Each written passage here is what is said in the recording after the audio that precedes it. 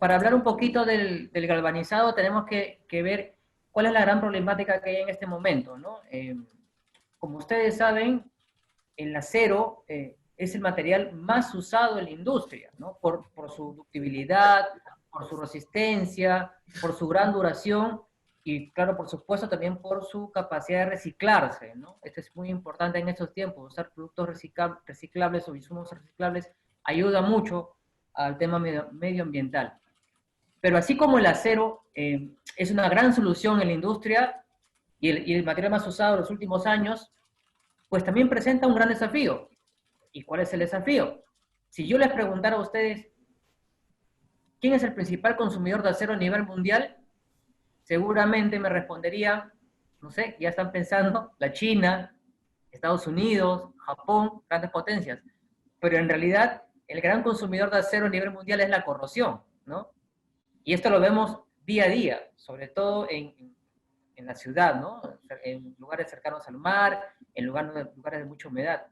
¿Y qué es la corrosión? Bueno, la corrosión la definimos como el deterioro y o la destrucción de un material por efectos de radiación del medio ambiente.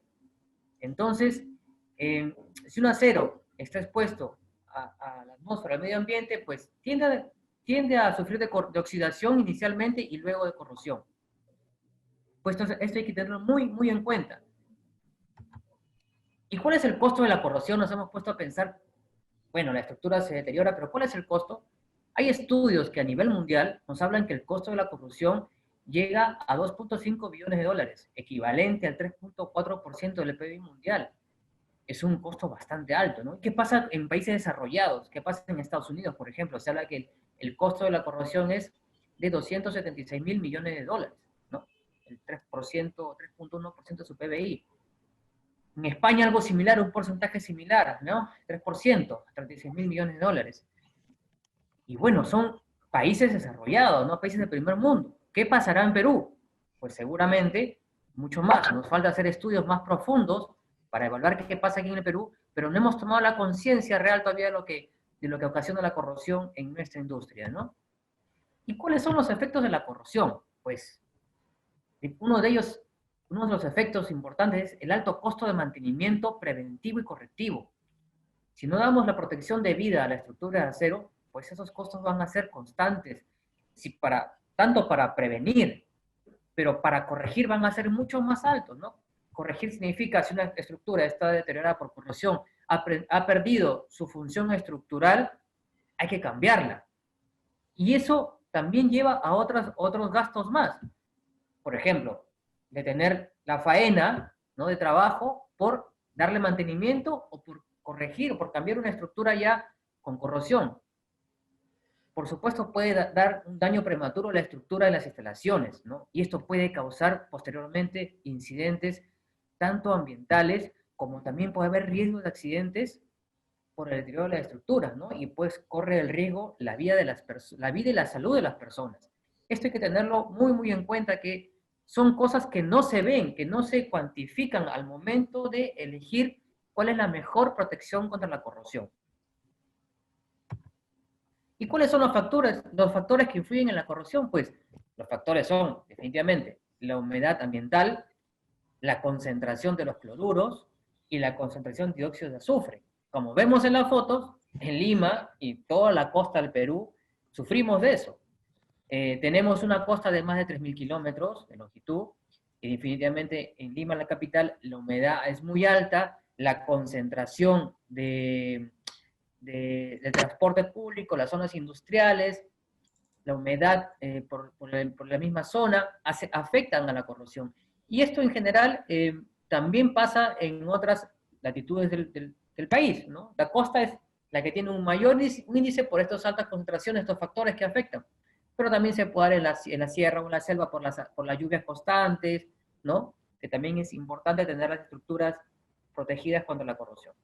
La norma técnica que en el Perú es la más conocida, la que se utiliza, es la norma americana, la STM A123. Esta norma nos da ciertas características, ¿no?, y una especificación estándar para recubrimientos de zinc por inmersión en caliente. Sobre tipos de estructuras, ¿no? Y según la forma y el espesor del acero. Si, por ejemplo, vamos al cuadro, nos dice acá, en la primera línea, formas estructurales. Se refiere a estructuras conformadas de diferentes piezas de acero. ¿Qué es lo que nos pide como requisito? Por ejemplo, si el espesor del acero es menor a 1.6 milímetros, el recubrimiento debe ser 45 micras. Las micras es el valor, es la unidad con que se mide el espesor del recubrimiento. Para un espesor igual a 1.6 y menor a 3.2 milímetros, el micraje debe ser 65. Y así, va subiendo de acuerdo al espesor. Por ejemplo, para estructuras de espesor de acero 16 milímetros a más, el micraje debe ser de 100 micras, ¿no? Entonces, estos valores nos da la norma STM 123, y es ahí, como yo le explicaba, en la inspección donde se verifica que cumplamos con la norma, ¿no? Esta norma es importante, es la norma más usada en el Perú. De hecho, hay una norma técnica peruana que tenemos que actualizarla, pero normalmente el mercado se rige por esta norma, la STM 123. Hay también una norma europea, pero aquí se trabaja mucho con esa norma. Son muy similares todas, no hay mucha diferencia entre una y otra, hay mucha similitud, ¿no? Asimismo tenemos para planchas, para tuberías, el micraje para alambres, para barras de refuerzo o barras corrugadas. ¿Cuáles son las ventajas comparativas del galvanizado frente a otros recubrimientos? Una de ellas, y muy importante, es que el galvanizado por inmersión en caliente da una protección integral. ¿Qué quiere decir esto? El zinc se posa tanto en la cara externa del material como en la cara interna, ¿no?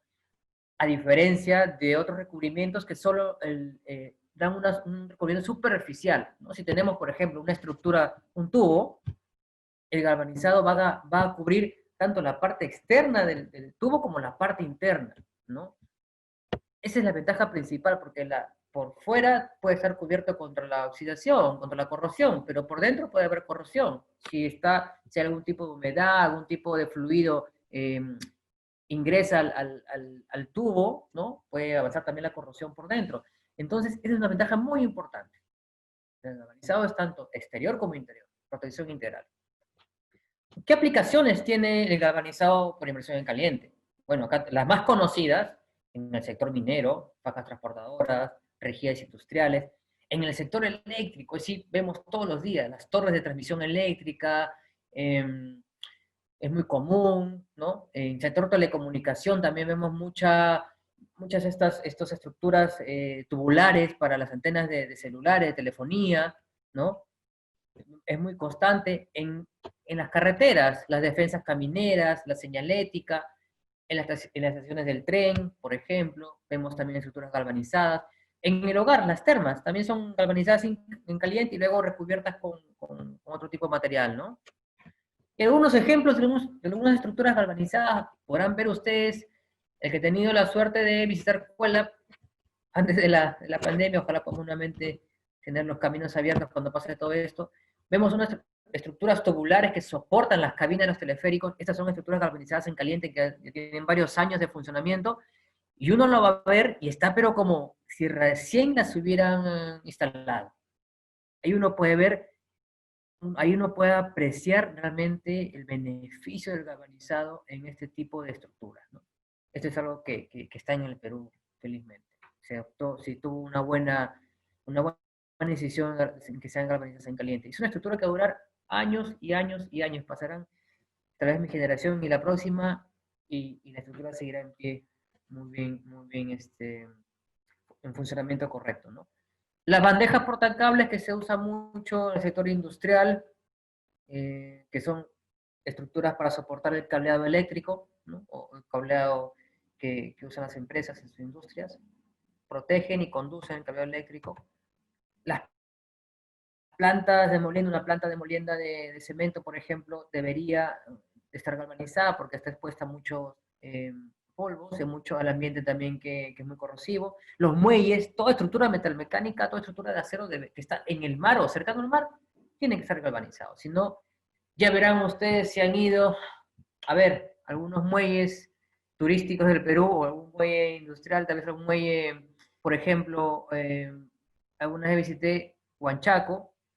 Huanchaco tuvo en varias oportunidades cerrado por mantenimiento, por el tema de la corrosión.